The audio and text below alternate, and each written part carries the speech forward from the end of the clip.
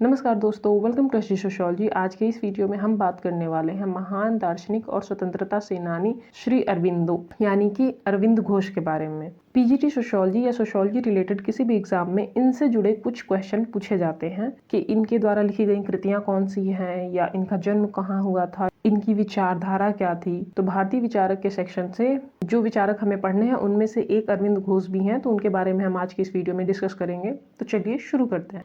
अरविंद घोष का जन्म पश्चिम बंगाल के कलकत्ता में 1872 में हुआ था और इनकी मृत्यु सन 1950 में हुई थी। अगर हम बात करें इनके व्यक्तित्व के बारे में तो ये भारतीय पुनर्जागरण और भारतीय राष्ट्रवाद की एक महान विभूति थे। ये सचमुच में प्रतिभा के बहुमुखी थे। ये कवि भी थे, तत्वशास्त्री भी थे, दृष्टा भी थे, मानवता के प्रेमी भी थे, राष्ट्रभक्त थे, राजनीतिक व सामाजिक विचारक थे।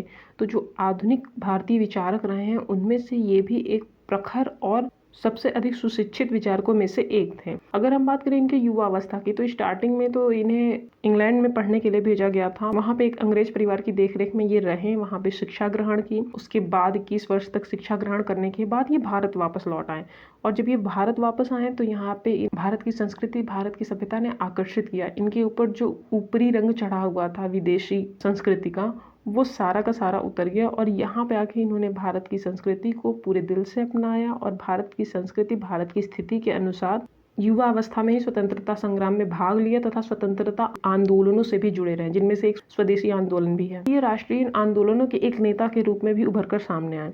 पर भारत की स्वतंत्रता के ही आंदोलनों से जुड़े रहने के दौरान ही इनके साथ कुछ ऐसा हुआ जिसके कारण इनका हृदय परिवर्तन हो गया।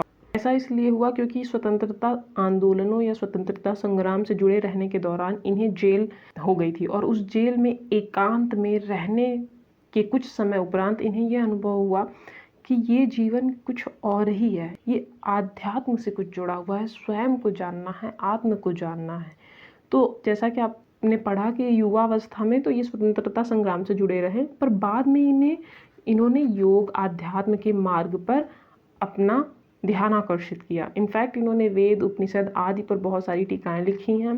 इन्होंने योग साधना पर भी कुछ मौलिक ग्रंथ लिखे हैं। अगर हम भाषा की बात करें तो ये भाषा में बहुत निपुण थे। इन्हें अंग्रेजी, फ्रेंच, ग्रीक, इटालियन आदि भाषाओं का ज्ञान था। अगर हम बात करें इनकी कृतियों की या इनके महान ग्रंथों की जिसके कारण इन्हें काफ़ी ज़्यादा लोगों ने जाना, इनके विचारों को समझा या विद्वानों का ध्यान इनकी तरफ आकृष्ट हुआ, उनमें से एक थी इनकी द लाइफ डिवाइन यानी दिव्य जीवन और सेकंड सावित्री। ये दोनों ही इनके महाग्रंथ काफ़ी ज़्यादा फेमस हैं।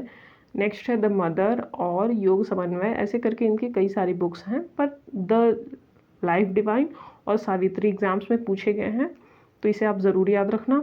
अभी हमने बात करी थी इनके आध्यात्म की तरफ जाने की, जहाँ पे ये बात हुई थी कि इन्हें जेल हुई थी। उस जेल के दौरान इन्हें एकांत में रहकर कुछ अनुभूतियाँ हुई थी। तो वो कौन सा केस था? अलीपुर षड्यंत्र केस था। अलीपुर की जेल में जब इन्हें सज़ा दी गई थी, हालांकि इन्हें कारावास की सज़ा दी तो गई थी पर ऐसा नहीं है कि ये दोषी पाए गए थे। तो उस जेल में एकांत में रहने के कारण इन्हें आध्यात्मिक अनुभूति हुई। जीवन के अंतिम समय में इन्होंने योग साधना को ज़्यादा महत्व दिया और इनसे जुड़ी एक पॉइंट ये कि 1964 में इनके सम्मान में भारत सरकार ने डाक टिकट जारी किया था, जिसे आप देख सकते हो। और जैसा कि हमने बात करी, ये मानवता के प्रेमी है, देशभक्त थे और योग साधना या आध्यात्म या आत्मचिंतन में इनकी ज़्यादा गहन रुचि थी। तो ये आध्यात्मवाद में तो मानते ही मानते थे, पर इसका मतलब ये नहीं है कि ये पश्चिम के भौतिकवाद को नकारते थे। इनका मानना था कि जो पश्चिम है, पूर्व भारत, जापान, ये सारे, और पश्चिम अमेरिका साइड के सारे क्षेत्र, पूर्व और पश्चिम, ये जो दो छोर बटे हुए हैं, एक बोलता है आध्यात्म ही सब कुछ है, एक बोलता है भौतिकवाद ही सब कुछ है। अरविंद घोष का मानना था कि ना आप एक्सट्रीम में आध्यात्म में जाओ, ना एक्सट्रीम में भौतिकवाद में जाओ, आप दोनों को मिला के बीच को चुनो ना। पूरी तरह भौतिक हो जाने पे या पूरी तरह आध्यात्मिक हो जाने में आप जीवन के वास्तविकता से अपने आप को दूर कर लेते हो। अरविंद घोष का मानना था ये दोनों ही सही नहीं है, इन दोनों के समन्वय के साथ हमें चलना चाहिए और इन दोनों का समन्वय न केवल आवश्यक है अपितु उपयोगी भी है। और इन सारी चीज़ों के बारे में अरविंद घोष ने अपनी पुस्तक में लिखा हुआ है। अब हम बात कर लेते हैं इनके विश्वराज की कल्पना के बारे में। अगर आपसे क्वेश्चन पूछता है कि विश्वराज की कल्पना किसने दी है, तो वो आंसर होगा अरविंद घोष। ये क्वेश्चन आ चुका है। विश्वराज कल्पना के बारे में उन्होंने क्या लिखा है कि स्वतंत्र राष्ट्रों द्वारा संगठित एक ऐसा संघ होगा जिसमें दासता व असमानता का नाम नहीं होगा, जहाँ पर स्वतंत्रता होगी, जीवन यापन की समान सुविधाएं उपलब्ध होगी तथा सबके लिए सामाजिक, आर्थिक व राजनीतिक न्याय सुलभ होगा। अर्थात विश्व राज्य एक ऐसी कल्पना है जहाँ पे असमानता ना होके समानता होगी, कोई भी ऊंच नीच की भावना नहीं होगी, कोई किसी का शोषण नहीं कर रहा होगा। जितनी भी जीवन यापन की समान सुविधाएं हैं सबको समान रूप से उपलब्ध होंगी। सामाजिक, आर्थिक या राजनीतिक किसी भी प्रकार के जो न्याय हैं वो सुलभ होंगे। न्याय के लिए ऊंच नीच या अमीर गरीब या रंग भेद किसी भी प्रकार का भेद ना हो, ऐसा एक राज्य हो जिसे विश्व राज्य बोला गया है। और ये कल्पना किसकी है? अरविंद घोष की है। समस्त धर्म एक ही उद्देश्य की ओर ले जाने वाले विभिन्न मार्ग हैं। ये कोटेशन किसकी है? अरविंद घोष की है।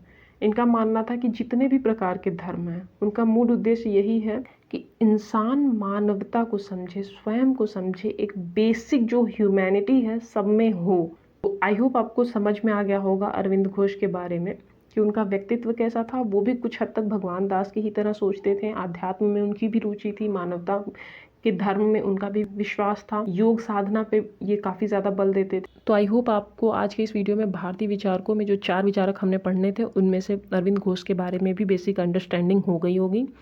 आज के लिए बस इतना ही। यदि आपके कोई सुझाव हो तो आप कमेंट बॉक्स में दे सकते हैं। इस वीडियो की PDF आपको हमारे टेलीग्राम चैनल SG सोशोलॉजी पे मिल जाएगी, तो आप हमारा टेलीग्राम चैनल भी ज्वाइन कर सकते हैं। आज के लिए बस इतना ही। धन्यवाद।